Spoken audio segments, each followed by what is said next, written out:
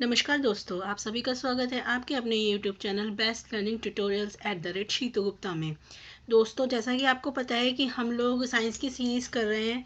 आपका एग्ज़ाम है C TET का, वो दिसंबर में होने वाला है और आपके पास बस 1 मंथ बचा हुआ है तैयारी करने के लिए। तो दोस्तों, आपके पास दो तरीके हैं जिससे आप तैयारी कर सकते हैं। या तो आप ऑनलाइन बुक्स डाउनलोड कर लीजिए, ई पाठशाला से आप सारी ऑनलाइन बुक्स डाउनलोड कर सकते हैं। क्लास 6 to 8 की साइंस की बुक उनसे प्रिपेयर कर सकते हैं, क्योंकि हमारे सी टेट में आपका क्लास 6 to 8 की साइंस ही आती है। या बच्चों, दूसरा तरीका क्या है कि आप हमारे जो ये ट्यूटोरियल्स चल रहे हैं, हम जो ये आपकी तैयारी करवा रहे हैं, आप इन्हें देख सकते हैं और चाहे तो इनकी पीडीएफ भी ले सकते हैं। ठीक है, आप उनकी हेल्प से भी कर सकते हैं तैयारी। तो आइए दोस्तों, स्टार्ट करते हैं। देखते हैं हमने लास्ट वीडियोस में बच्चों क्या पढ़ा था। तो हमने बच्चों लास्ट वीडियो में पढ़ा था प्लांट पार्ट के बारे में, एनिमल प्रोडक्ट्स के बारे में जिनको हम एज अ फूड भी यूज़ करते हैं, जिसमें हमने मस्टर्ड प्लांट्स के बारे में पढ़ा था, फिर बनाना प्लांट के बारे में पढ़ा था। और हमने ये बताया था कि कुछ प्लांट्स हमारे पॉइजनस होते हैं, जिसमें हमारे poison oak, daffodils, giant wood, hawkwood, ये सब आता है। फिर हमने स्प्राउटेड सीड्स के बारे में पढ़ा था। फिर हमने बताया था कि जो हमारी बीज होती हैं वो क्या करती हैं कि आपका हनी आपका अपना जो हनी है वो अपने हाइव्स में स्टोर करती हैं। और जो इनका जो मौसम होता है, बेसिकली जो ये सब काम करती हैं, वो जून जुलाई का होता है। ठीक है। फिर हमने कैटेगराइजेशन पढ़ा था कि जो एनिमल्स या ऑर्गेनिज्म हमारे सिर्फ प्लांट्स खाते हैं, वो हमारे क्या होते हैं, हर्बीवोर्स होते हैं। जो हमारे एनिमल्स को खाते हैं वो कार्निवोर्स होते हैं, और जो दोनों खाते हैं उन्हें हम ओमनिवोर्स बोलते हैं। ठीक है। इसके बाद हमने बच्चों हर्ब श्रब्स और ट्रीज के बारे में पढ़ा था। क्रीपर प्लांट और क्लाइंबर प्लांट के बारे में पढ़ा था। फिर हमने स्टेम के बारे में पढ़ा था, लीफ के बारे में पढ़ा था, रूट्स के बारे में पढ़ा था और फ्लावर्स के बारे में। लास्ट वीडियो तक बच्चों हमने यहाँ तक पढ़ा था। अगर आप चाहें तो हमारी पहली वीडियो को देख सकते हैं, इसका जो लिंक है मैं डिस्क्रिप्शन बॉक्स में दिया हुआ है। आइए हम आज स्टार्ट करते हैं आगे। आज बच्चों हम पढ़ेंगे nutrition in plants. Nutrition in plants में हम पढ़ेंगे कि हम जो प्लांट्स होते हैं वो अपना न्यूट्रिशन कैसे पाते हैं। क्योंकि ये तो हम सभी को पता है ना कि न्यूट्रिशन की ज़रूरत हम सबको पड़ती है, चाहे लिविंग ऑर्गेनिज्म हो, प्लांट्स हो, एनिमल्स हो, कोई भी हो, सबको न्यूट्रिशन की ज़रूरत पड़ती है। जितने भी लिविंग ऑर्गेनिज्म होते हैं, बिना न्यूट्रिशन के वो सर्वाइव नहीं कर सकते। तो आज हम सबसे पहले बात करेंगे प्लांट्स के बारे में। The mode of nutrition in which organisms make their own food from simple substances are called autotrophic and the plants are autotroph. इन्होंने कहा है वो मोड ऑफ न्यूट्रिशन जिसके अंदर ऑर्गेनिज्म अपना खाना खुद बनाते हैं सिंपल सब्सटेंसेस से, उनको हम बोलते हैं ऑटोट्रॉपिक मोड ऑफ न्यूट्रिशन। और जो खुद बनाते हैं खाना उन्हें बोलते हैं ऑटोट्रॉप्स। इसका जो सबसे बेस्ट एग्जाम्पल है वो होते हैं प्लांट्स। प्लांट्स क्या करते हैं बच्चों, अपना खाना खुद बनाते हैं, इसलिए हम इन्हें क्या बोलते हैं, autotrophs. Animal and most other organism can take in food prepare by the plants. जो एनिमल्स होते हैं और अदर ऑर्गेनिज्म होते हैं जैसे कि ह्यूमन बींग्स, वो क्या करते हैं, अपना खाना फूड से लेते हैं। हम प्लांट से फ्रूट्स वेजिटेबल्स वगैरह लेते हैं ना, लीव्स वगैरह लेते हैं, तो हम उन्हें क्या बोलते हैं, हेटरोट्रॉप्स। क्या बोलते हैं, हेटरोट्रॉप्स। तो इससे क्या पता चला, जो अपना खाना खुद बनाते हैं उन्हें क्या बोलते हैं, ऑटोट्रॉप्स। और जो प्लांट्स के ऊपर डिपेंड होते हैं अपने खाने के लिए, उन्हें हम किसे क्या बोलते हैं, हेटरोट्रॉप्स। यहाँ तक समझ में आया। अब चलिए बच्चों आगे पढ़ते हैं food making process in the plants. Plants के अंदर फूड मेकिंग प्रोसेस को पढ़ते हैं। पहली बात तो बच्चों, जो हमारे प्लांट्स होते हैं उसमें क्या होता है, जो लीव्स होती हैं, ठीक है, इनको हम फूड फैक्ट्रीज बोलते हैं प्लांट्स का। इन्हें फूड फैक्ट्रीज क्यों बोलते हैं, वो इसलिए बोलते हैं क्योंकि जो इनका फूड होता है ना बच्चों, वो लीव्स में ही बनता है। अब लीव्स में क्यों बनता है, वो इसलिए बनता है बच्चों क्योंकि यहाँ पे हमारा एक ग्रीन कलर का पिगमेंट प्रेजेंट होता है जिसको हम बोलते हैं क्लोरोफिल। अगर ये क्लोरोफिल नहीं होगा तो ये अपना खाना खुद नहीं बना पाएंगे। ठीक है, तो आगे पढ़ते हैं। तो ये कभी कभी बच्चों क्वेश्चन पूछ लिया जाता है एग्जाम्स में कि इनमें से कौन सा आइटम है जो कि फूड फैक्ट्रीज ऑफ प्लांट्स कहा जाता है, तो आप याद रखेंगे वो होता है लीव्स। ठीक है, आगे बढ़ते हैं। इसमें क्या होता है फूड मेकिंग प्रोसेस में कि जो हमारी लीव्स होती हैं वो क्या करती हैं, कार्बन डाइऑक्साइड को एयर में से लेती हैं। ठीक है, फिर जो टाइनी पोर्स होते हैं ना हमारी लीव्स में, वो लेती हैं। और जो ये पोर्स होते हैं ना बच्चों, ये हमारे सराउंडेड रहते हैं गार्ड सेल से। अभी मैं आपको दिखाऊंगी, ये देखिए ऐसे, ये लीव्स है, ठीक है, यहाँ पे हमारे सेल्स है, ठीक है। अब आप ये देख रहे हो ये फिगर, इसमें क्या है, इसमें क्या हो रहा है, हमारा कार्बन डाइऑक्साइड अंदर जा रही है और ऑक्सीजन और वाटर बाहर आ रहा है, ठीक है। ये जब हमारी इस तरीके का डिज़ाइन होगा तो ओपन स्टोमेटा, और अगर हमारा इस तरीके का डिज़ाइन होगा तो दैट इज क्लोज स्टोमा, ठीक है। अब यही चीज़ यहाँ पे समझाई गई है बच्चों। Water and minerals are transported to the leaves by the vessels which run like the pipes through the root.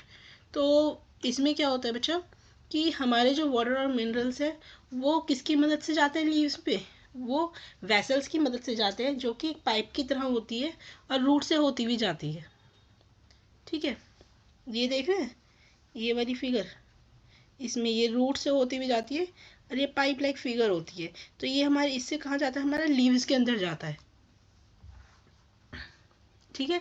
The leaves have a green pigment called chlorophyll. अभी मैंने बताया कि जो लीव्स होती है उनके अंदर हमारा एक ग्रीन पिगमेंट होता है क्लोरोफिल। ये किस में मदद करता है हमारे को, कि जो सनलाइट पड़ रही होती है, दिस ये सनलाइट है, ये जो सनलाइट जब हमारी पड़ती है इसको कैप्चर करने में मदद करता है। The synthesis of food occurs in the presence of sunlight. It is called photosynthesis. जब हमारा प्रोसेस होता है फूड बनने का सनलाइट के प्रेजेंस में, तो उसको हम क्या बोलते हैं, फोटोसिंथेसिस। क्यों बोलते हैं बच्चों, क्योंकि फोटो का मतलब ही क्या होता है हमारा लाइट, और सिंथेसिस मतलब टुगेदर, मतलब कोई चीज़ बनना, ठीक है।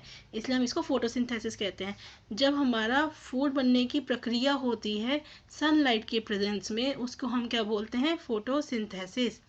और हमारी जो सनलाइट है वो कैप्चर करने का काम कौन करता है, क्लोरोफिल। इसे याद रखिएगा, उसे कैप्चर कौन करता है, क्लोरोफिल। और क्लोरोफिल हमारी कहाँ प्रेजेंट होती है, लीव्स के अंदर, ठीक है।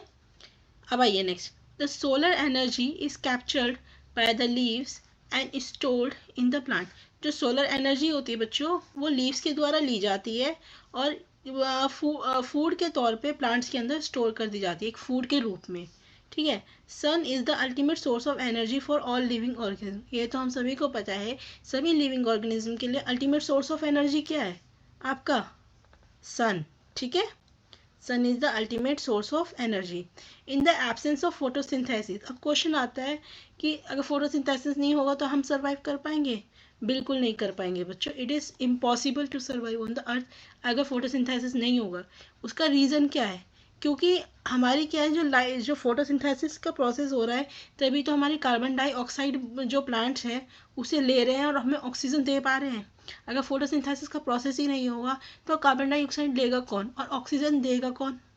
जब हमें ऑक्सीजन ही नहीं मिलेगी और कार्बन और डाइऑक्साइड रहेगी पूरी अर्थ पे, तो क्या हम सर्वाइव कर पाएंगे, बताइए, नहीं कर पाएंगे ना। आगे बच्चों यही चीज़ समझाई गई है, during the photosynthesis process oxygen is release. जब हमारा फोटोसिंथेसिस का प्रोसेस होता है तो इसमें क्या होता है, ऑक्सीजन रिलीज की जाती है। The presence of starch in the leaves indicate the occurrence of photosynthesis. अगर हमारे लीव्स के अंदर स्टार्च की प्रेजेंस है तो वो क्या बताता है कि हमारा फोटोसिंथेसिस का प्रोसेस हो रहा है। स्टार्च को हम कार्बोहाइड्रेट भी बोलते हैं, क्या बोलते हैं, कार्बोहाइड्रेट। अब इस फिगर को देखिए, ये वाली फिगर, ठीक है। इसमें क्या हो रहा है, ये हमारा एक प्लांट है, फ्लावर है, ठीक है। यहाँ से सनलाइट आ रही है, ठीक है। तो अब ये क्या कर रही है, जो ये लीव्स है, ठीक है, ये लीव्स हमारी इसकी जो लाइट है, क्लोरोफिल जो इसके अंदर पिगमेंट है, वो इसको कैप्चर कर रही है। एयर से कार्बन डाइऑक्साइड ले रहा है, नीचे जो हम वाटर और देते हैं, पानी देते हैं, वो ले रहा है, सॉइल से ये मिनरल्स ले रहा है, ठीक है। ये सब लेने के बाद इन रिटर्न में हमें क्या देता है, ऑक्सीजन और ग्लूकोज यानी कि शुगर। एंड यही जो आपका पूरा का पूरा प्रोसेस है ना, ये this is your photosynthesis. I hope ये सबको क्लियर हो गया होगा कि फोटोसिंथेसिस क्या होता है। किसी को कोई डाउट, चलिए आगे बढ़ते हैं। अब बच्चों बात करेंगे mode of nutrition in plants. Plants में जो मोड ऑफ न्यूट्रिशन होता है वो क्या होता है, मतलब प्लांट्स अपना न्यूट्रिशन किस तरीके से लेते हैं। अभी तो हमने फोटोसिंथेसिस के बारे में पढ़ा। अब उनका देखो डिफरेंट डिफरेंट प्लांट्स हो सकते हैं, ऐसा तो है नहीं कि सबका एक ही जैसा होगा। किसी का किसी तरीके से हो सकता है, किसी का किसी तरीके से हो सकता है। ठीक है, तो humans and animals both depends on food produce by other plant. जो हमारे ह्यूमन और एनिमल्स हैं दोनों किस पे डिपेंड करते हैं, प्लांट्स के ऊपर डिपेंड करते हैं अपने खाने के लिए। और जो प्लांट्स के ऊपर डिपेंड करते हैं उन्हें हम क्या बोलते हैं, हेट्रोट्रॉपिक मोड ऑफ न्यूट्रिशन। ये भी हमने बताया था ऊपर। ठीक है, फिर उसके बाद जो कैस्कटा, इसका दूसरा नाम अमरबेल या डॉलर प्लांट भी है। It does not have a chlorophyll. इसके अंदर क्लोरोफिल नहीं होता। तो ये क्या करता है, अपना रेडीमेड फूड क्या करता है, प्लांट से, यानी कि दूसरे प्लांट से लेता है। इसलिए इसको पैरासाइट भी कहा गया है। पैरासाइट कौन होता है, जो दूसरों पर अटैक करता है। अब कैस्केटा जो हमारा ये वाला जो प्लांट है ना बच्चों, ये दिस इज योर कैस्केटा, सॉरी ये तो है, दिस इज योर कैस्केटा। ठीक है, ये जो कैस्केटा है आपका, ये दूसरों पे डिपेंड, इसके अपना तो क्लोरोफिल होता नहीं है। ये दूसरे प्लांट्स पे डिपेंड करता है अपने न्यूट्रिशन के लिए, अपने फूड के लिए, इसलिए इसको पैरासाइट बोला गया है। There are few plants which can trap insects and digest them. कुछ प्लांट्स ऐसे भी होते हैं जो क्या करते हैं, इंसेक्ट को ट्रैप कर लेते हैं, उन्हें डाइजेस्ट कर लेते हैं। ऐसे कौन से प्लांट होते हैं, जैसे आपका ये वाला है, this is your pitcher plant. ठीक है, ये कौन सा है, पिचर प्लांट। अभी जो पिचर प्लांट है ये क्या करता है बच्चों, ये यहाँ पे कोई इंसेक्ट आ रहा होता है ना, ठीक है, ये इसकी खुशबू सूंघ के ये इधर आ जाता है इसमें। और जैसे ही यहाँ पे आता है तो यहाँ पे एक थ्रेड लाइक स्ट्रक्चर होता है जो नीचे की तरफ जा रहा होता है। तो वो जैसे ही इसके ऊपर बैठेगा, बैठते के साथ ही ये अपना जो ये लिड है, ढक्कन है, ये इसको बंद कर लेगा और इसे ट्रैप कर लेगा। और इसको ट्रैप करने के बाद अपने डाइजेस्टिव जूस की मदद से ये इससे न्यूट्रिशन अपने ले लेगा। यही बात यहाँ पे कही गई है। द पिचर लाइक और jug like structure is modified part of the leaf. The apex of the leaf forms a lid which can open and close the mouth of pitcher। यही बात मैंने भी समझाई। Inside the pitcher there are hairs which are directed downward। मैंने अभी बताया hairs होते हैं जो नीचे की तरफ जाते हैं। When an insect lands on the pitcher, जब भी insect लैंड करता है pitcher पे, the lid closes and trapped insects get entangled into hair। यही बात बताई मैंने भी आप सभी को। The insect is digested by the digestive juice secreted in the pitcher। जो digestive juice secrete करता है उससे वो जो इंसेक्ट है वो डाइजेस्ट हो जाता है और उसकी जो न्यूट्रिएंट्स हैं वो एब्जॉर्ब हो जाते हैं। जो ऐसे इंसेक्ट ईटिंग प्लांट्स होते हैं बच्चों, इन्हें बोलते हैं हम क्या, इंसेक्टिवोरस प्लांट। क्या बोलते हैं, इंसेक्टिवोरस प्लांट। ठीक है, अच्छा एक बच्चों बात याद रखिएगा, एग्जाम्स में कई बार क्या होता है, हम लोग कैस्केटा तो पढ़ के चले जाते हैं, हमें ये नाम नहीं पता होते और क्वेश्चन यहीं घुमा के आ जाता है कि अमरबेल प्लांट के बारे में पूछ लेते हैं या डॉलर के बारे में। तो हमें पता होता है लेकिन फिर भी नहीं पता होता क्योंकि हमें इनके दूसरे नाम नहीं पता होते। तो हमें सारे जो इनके ऑल्टरनेट नाम हैं वो ज़रूर पढ़ के जाने हैं। ठीक है, अब आते हैं बच्चों, हम बात किसके बारे में बात करेंगे, सेप्रोट्रॉफ्स। ठीक है, इसके बारे में पढ़ते हैं। Cotton like threads spread on the piece of bread. आपने देखा है बच्चों, जो ब्रेड जो काफ़ी दिन की हो जाती है, पुरानी ब्रेड हो जाती है, उसके ऊपर एक वाइट वाइट सा कुछ लग जाता है। किसने देखा है बताइए, जब खराब हो जाती है, जिसे हमारे घर में फुई भी बोलते हैं कि फुई लग गई। फुई फुई सुना है ना। ठीक है, तो क्या होता है बच्चों, ये जो फुई होती है ना, इसकी को हम इंग्लिश में बोलते हैं फंजाई। क्या बोलते हैं, फंजाई। इनका जो मोड ऑफ न्यूट्रिशन होता है वो डिफरेंट होता है। ये क्या करते हैं, जो ब्रेड होती है उससे अपने न्यूट्रिएंट्स लेते हैं। जो ब्रेड होती है जिस पे वो लग जाते हैं उनसे अपने न्यूट्रिएंट्स लेते हैं। दिस मोड ऑफ न्यूट्रिशन, जिसके अंदर ऑर्गेनिज्म अपना जो न्यूट्रिएंट्स है वो डेड एंड डिके मैटर से लेते हैं, उन्हीं को हम क्या बोलते हैं, सेप्रोट्रॉफिक न्यूट्रिशन। और वो ऑर्गेनिज्म जो इस मोड ऑफ न्यूट्रिशन से न्यूट्रिएंट्स लेते हैं उन्हें बोलते हैं सेप्रोट्रॉफ्स। आया समझ में। सेप्रोट्रॉफ्स कौन होते हैं, वो ऑर्गेनिज्म जो डेड और डिके चीज़ों से अपना न्यूट्रिएंट्स लेते हैं उन्हें सेप्रोट्रॉफ बोलते हैं। और जो मोड ऑफ न्यूट्रिशन होता है वो होता है सेप्रोट्रॉफिक न्यूट्रिशन। यहाँ तक बात समझ में आई? आगे बढ़िए।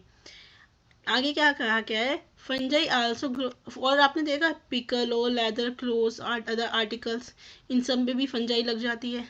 ठीक है, तो ये सब भी उन्हीं से अपना न्यूट्रिएंट्स लेते हैं। अब जो कुछ फंजाई हमारे ऐसे भी होते हैं वो हार्मफुल नहीं होते, जैसे कि ईस्ट।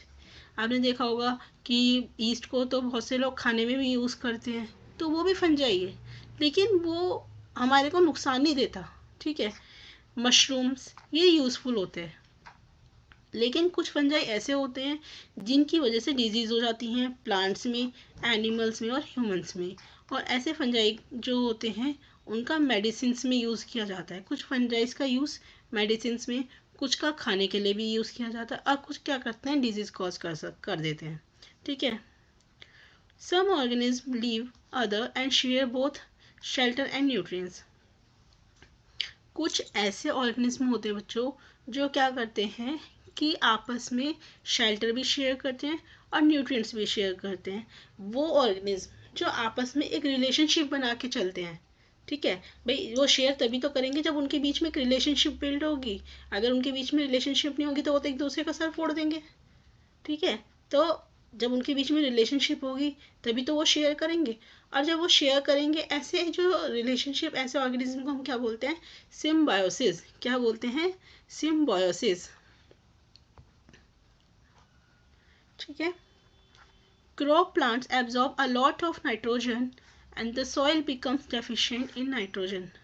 हमारे जो बच्चों क्रॉप्स होते हैं वो बहुत ज़्यादा मात्रा में नाइट्रोजन को एब्जॉर्ब करते हैं, जिसकी वजह से क्या होता है, जो हमारी मिट्टी होती है, सॉइल होती है उसमें नाइट्रोजन की कमी हो जाती है। नाइट्रोजन गैस बच्चों हमारे जो एयर में बहुत बहुत अधिक मात्रा में प्रेजेंट है, अच्छी मात्रा में प्रेजेंट है, लेकिन क्या है ना कि जो प्लांट है उसे वो डायरेक्टली यूज़ नहीं कर सकते। जैसे कार्बन डाइऑक्साइड को तो वो डायरेक्टली यूज़ कर लेते हैं, डायरेक्टली एब्जॉर्ब कर लेते हैं, लेकिन जो नाइट्रोजन अवेलेबल है ना हमारे एयर के अंदर, वो उसे डायरेक्टली यूज़ नहीं कर सकते।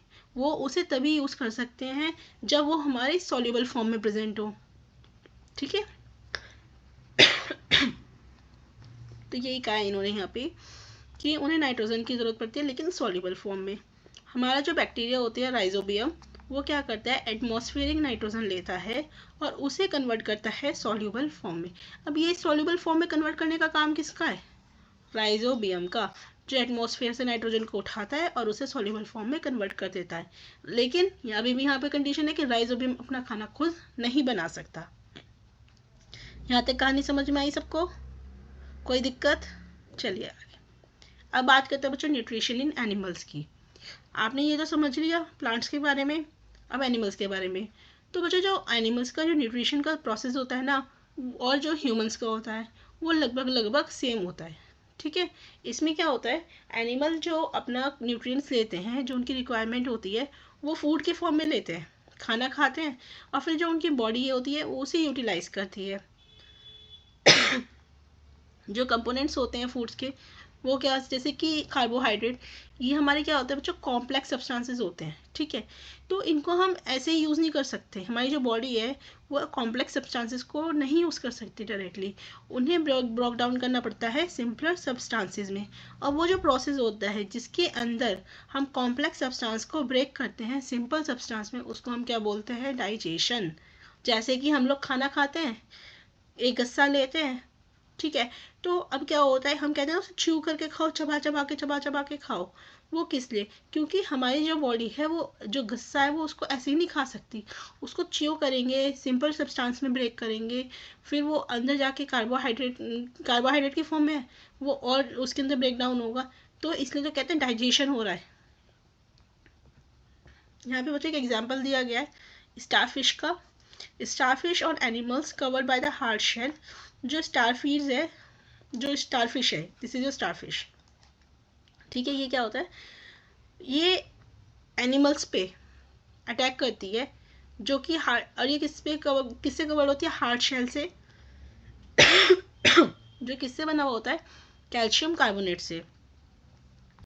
After opening the shell, shell को ओपन करने के बाद स्टारफिश क्या करती है, जो अपना स्टमक होता है वो बाहर निकालती है और जो सॉफ्ट एनिमल होता है उसे अपने बॉडी के अंदर अपनी ले लेती है, और फिर जो आपका जो शेल होता है वो उसे बंद कर लेती है, और जो फूड है फिर वो slowly slowly slowly slowly digest होता रहता है। जैसे कि आप इस वाले पिक में देख सकते हैं, उसने अपना स्टमक बाहर निकाला, इसको एनिमल को अपने उसके अंदर ले लिया। This is your starfish. बच्चों, यहाँ तक हमारा modes of nutrition in plants and animals complete होता है। अगर किसी को कोई दिक्कत है तो आप कमेंट बॉक्स में जाके पूछ सकते हैं। नेक्स्ट क्लास में हम डाइजेशन इन ह्यूमन बींग्स के बारे में पढ़ेंगे, और अगर किसी को PDF चाहिए तब भी आप कमेंट बॉक्स में लिख सकते हैं। थैंक यू दोस्तों, अच्छी वीडियो अच्छी लगी है तो लाइक और शेयर ज़रूर करें।